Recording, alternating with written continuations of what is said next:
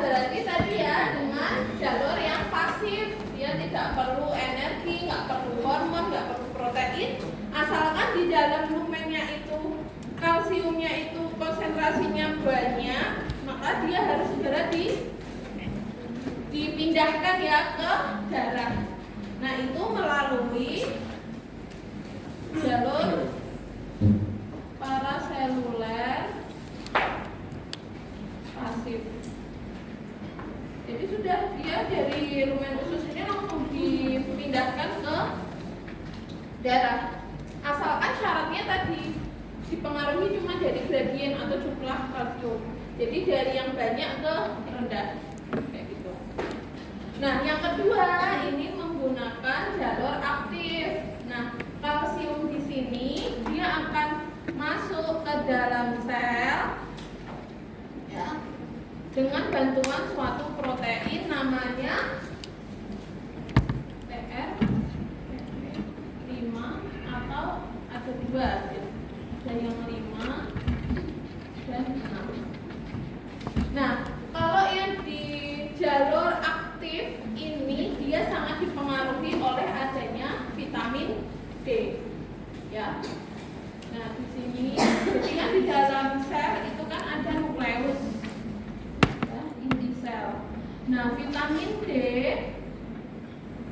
ini akan berperan di sini untuk proses transkripsi. Ya. Nah, sehingga nanti vitamin D di sini dia bentuk aktifnya adalah 1,25 dihidroksi vitamin D. Nah, itu ya. Dia harus diubah dulu sampai bentuknya 1,25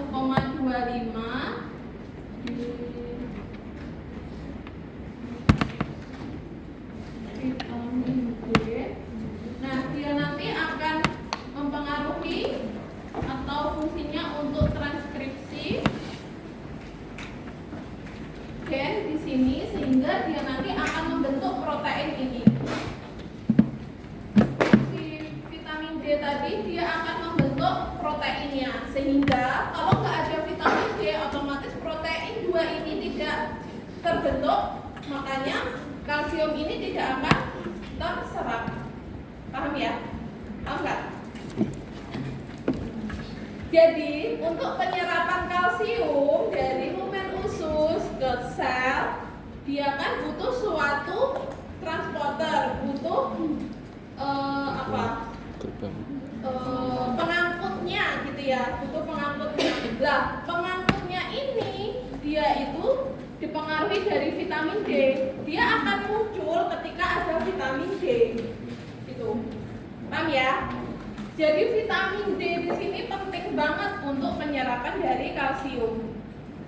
Nah, selain itu vitamin D di sini kan dia pertama harus diubah dulu ke bentuk aktifnya 1,25 dihidroksi vitamin D. Itu nanti akan mempengaruhi nukleus ya, di nukleus mempengaruhi ke proses transkripsi gen ya, nanti dia akan memproduksi suatu protein ini. Ada dua tipe, 5 dan 6 sama aja. Gitu. Lah, kan sudah terproduksi transporternya ini, makanya di sini kalsiumnya akan masuk ke dalam sel. Ya kan? Nah, yang kedua, vitamin D ini ternyata dia akan memproduksi lagi protein. Di sini nih. Ini gini ya. Nah, kalsium yang masuk nanti akan diikat oleh protein ini. Namanya apa?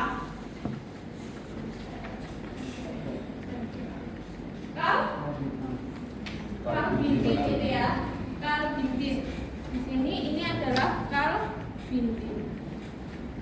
Jadi dia nanti akan mengikat kalsium yang sudah masuk ke dalam sel. Nah, karbintin ini kenapa kok harus diproduksi gitu ya? Karena ini mirip dengan gradien tadi. Ketika kalsium itu diserap ke dalam sel, masuk ke dalam sel, dia kan kalau kalsiumnya ini tanpa diikat sesuatu, kan dia akan tampak banyak ya. Kalau masuk terus kan tampak banyak. Terus kalau di sini sudah banyak kan otomatis seakan-akan di dalam selnya itu kalsiumnya rendah, padahal di situ diikat oleh protein ini. Tahu nggak? Tahu ya? Gitu. Nah, kalsium ini nanti akan mengarahkan ke suatu pompa di sini untuk keluar ke darah. Nah, di sini ternyata vitamin D ini juga dia yang membentuk ya adanya kanal di sini. Ada kanal. Kanalnya apa namanya?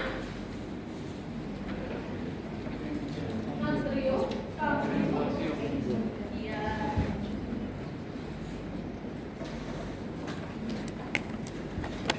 Nah, ini jadi kalsium yang di dalam sel ini akan kita keluarkan ke darah melalui pompa ini ada satu. Nah, ini jadi nanti ketika kita mengeluarkan kalsium, maka nanti dari darah itu akan masuk ke sel berupa natrium. 3 natrium. Ini pompa natrium ke kalsium ya untuk mengeluarkan. Terus selain itu juga ada pompa yang kedua, plasma membran kalsium antebrase. Itu pompa juga untuk mengeluarkan kalsium dalam darah, tapi dia membutuhkan energi. Kalau ini kan dia tuker-tuker aja tuh, kalsium dikeluarkan ke darah, tapi dari darah masuk ke dalam sel berupa natrium. Gitu ya. Jadi peran vitamin D di sini pertama dia akan membentuk si protein atau transporter.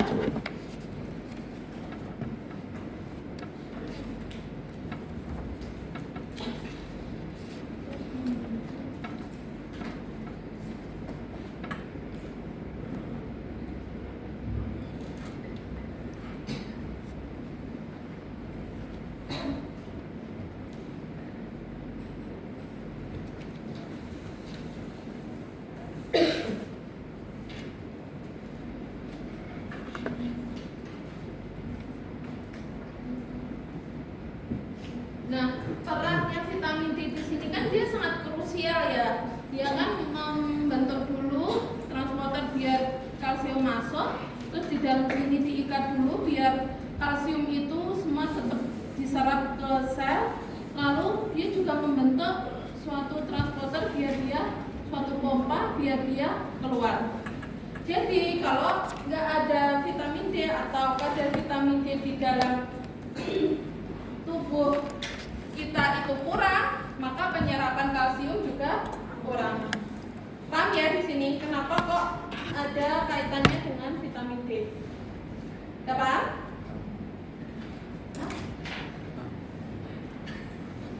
Sudah ya, nanti dipelajari lagi, udah tak tulis. Belum. Terus yang selanjutnya, ini untuk vitamin D-nya ya, tambahan aja. Jadi kan vitamin D tadi berkaitan sekali ya dengan penyerapan dari kalsium. Nah, vitamin D ini kalau dalam darah bentuknya dalam bentuk vitamin D3. Ini karena jadi kolesterol yang ketika kita mendapatkan senyawa B ini akan diubah menjadi vitamin D3 ini. Nah, nanti vitamin D3 yang masuk ke dalam sirkulasi darah yang akan dibawa ke hati dan akan menjadi vitamin D. Tapi kan ini belum untuk aktifnya, makanya dia diberikan ke organ ginjal lagi, di situ diubah lagi menjadi bentuk aktifnya yaitu 1,25 dihidroksi vitamin D atau kalsitriol. Nah, kalsitriol ini nanti akan masuk ke dalam usus ya. Di situ nanti akan meningkatkan absorpsi dari kalsium. Selain itu juga fungsinya kalsitriol itu untuk mengatur mobilisasi kalsium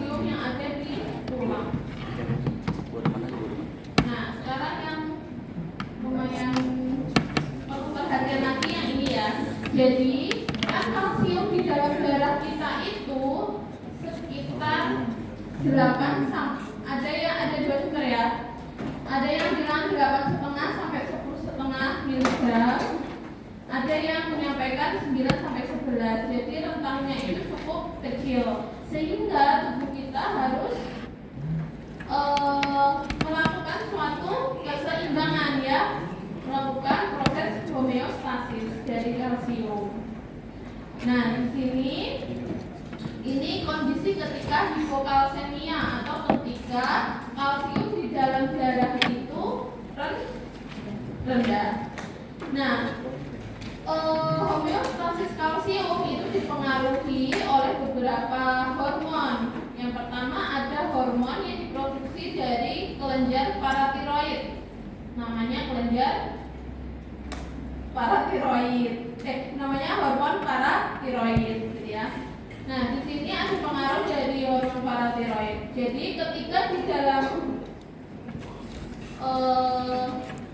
darah itu kalsiumnya rendah, maka si kelenjar paratiroid ini nanti akan memproduksi hormon paratiroid dengan cepat, sehingga nanti hormon ini dia akan ada efek ke organ-organ target. Organ targetnya kalsium itu ada tulang atau ada tulang, ada ginjal, dan ada usus, gitu ya. Jadi hormon paratiroid tadi dia akan menstimulasi pengeluaran dari kalsium. Yang pertama efeknya kepada tulang itu dia nanti akan mengaktifkan osteoklas sehingga terjadi proses resorpsi di tulang itu meningkat, sehingga kalsium dari tulang akan dilepaskan ke dalam darah. Nah, selain itu kalau efeknya ke ginjal dia akan mereabsorpsi kalsium sehingga yang seharusnya kalsium itu bisa keluar lewat urin, dia akan direabsorpsi atau diserap kembali sehingga nanti akan dikeluarkan ke dalam darah gitu. Terus kalau efeknya kepada usus tadi dia juga harus karena di ginjal tadi terjadi proses aktivasi dari vitamin D sehingga akan terbentuk kalsitriol. Nah, kalsitriol ini pada usus kan nanti akan membantu proses penyerapan kalsium tadi. Kayak gitu. Paham nggak? Enggak ya?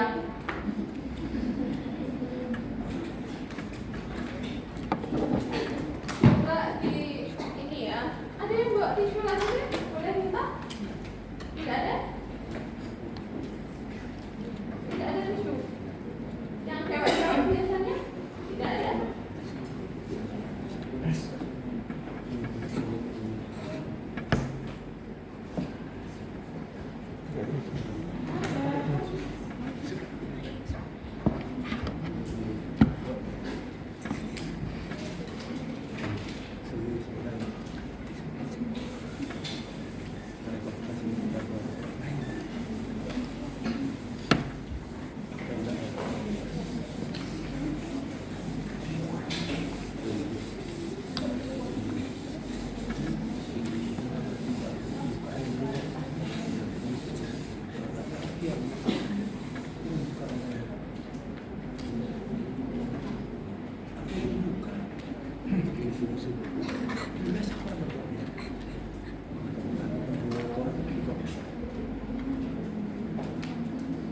Oke ya, kita nanti akan coba dengan dua kondisi ketika kalsium di dalam serum itu rendah dan tinggi ya, hipokalsemia atau hiperkalsemia.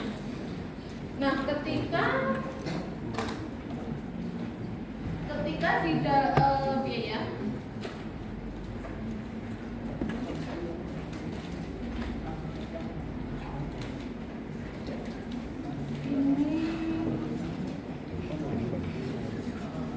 ketika di dalam tubuh kita kadar kalsiumnya itu rendah, maka nanti yang paling pertama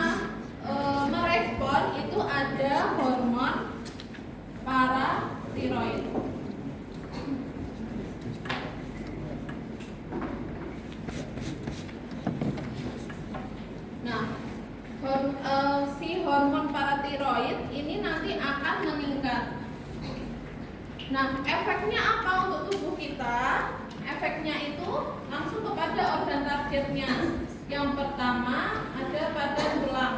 Karena kalsium tadi kan banyaknya di tulang ya, 90%-nya di tulang. Maka di sini hormon paratiroid akan mengaktifkan osteoklas ya. Osteoklas sehingga kalsium yang ada di tulang itu keluar ke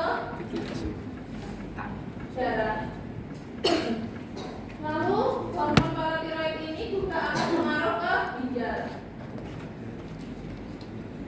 Nah, di ginjal itu kan ada proses filtrasi, terus reabsorpsi, ya kan? Nah, nanti mainnya di reabsorpsi dari kalsium itu yang seharusnya dia kan kalau kondisinya normal ya dia dikeluarkan aja lewat urin. Tapi karena di dalam serumnya itu kurang, maka dia harus direabsorpsi lagi atau diserap lagi sehingga kalsium yang di dalam yang harusnya keluar lewat urin tadi direabsorpsi, diserap dan dikeluarkan ke darah. Paham nggak? Terus selain itu di ginjal itu kan terjadi proses tadi perubahan dari vitamin D yang masih inaktif ke vitamin D dalam bentuk aktif ya, atau kalsitriol. Jadi kan di sini terbentuk kalsitriol. Nah, kalsitriol ini kan tadi perannya untuk proses absorpsi di dalam sel usus. Yang tadi loh, yang pas awal tadi. Nah, dengan adanya hormon paratiroid aktif, maka di sini juga meningkat ya, ada peningkatan sehingga nanti efeknya di usus,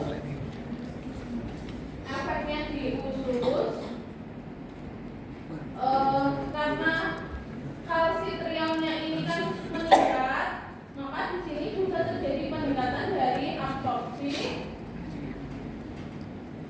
dari kalsium sehingga kalsium yang terbentuk di sini akan semua keluar ke darah.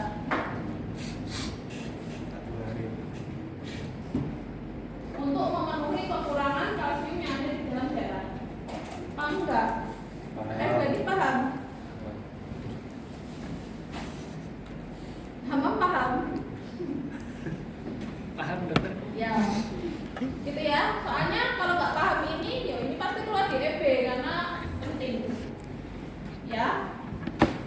Terus kalau kondisinya di dalam tubuh kita itu hiper di dalam serum kalsiumnya banyak atau hiperkalsemia, gimana gitu ya? Kalau di dalam darah ini kalsiumnya meningkat,